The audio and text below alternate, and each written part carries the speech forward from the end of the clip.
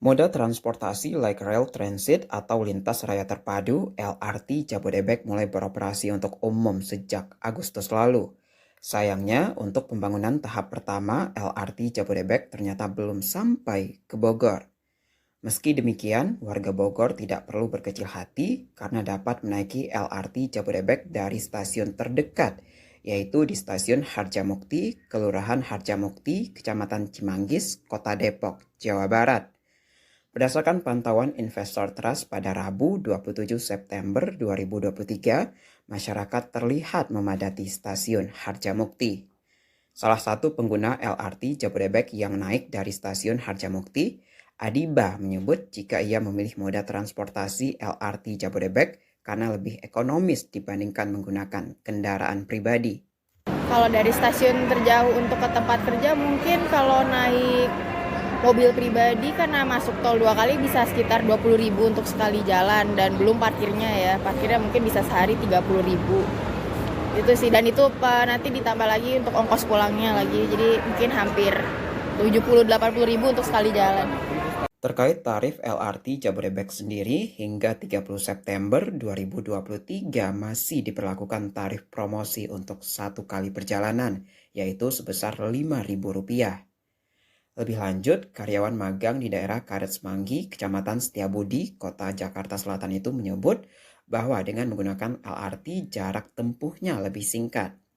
Itu karena bisa terbebas dari macet juga dan nggak panas-panasan kalau naik kendaraan pribadi. Kayak motor kan macet, panas, naik mobil pun macet juga kan, nanti ya terlalu makan waktu di jalan lah.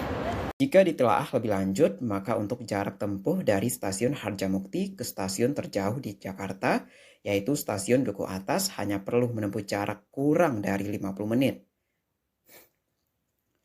Sementara itu, Putri yang juga merupakan pengguna LRT Jabodebek mengungkapkan jika pertimbangan utamanya menaiki LRT adalah dari segi kenyamanan. Layanan LRT ini lebih nyaman, lebih cepat, tidak macet, itu yang utama, yang menjadi bahan pertimbangan. Selain itu juga harus ada fasilitas-fasilitas untuk kalau misalnya kita naruh kendaraan pribadinya, itu harus diprioritaskan juga demi kenyamanan kita parkir. Ya.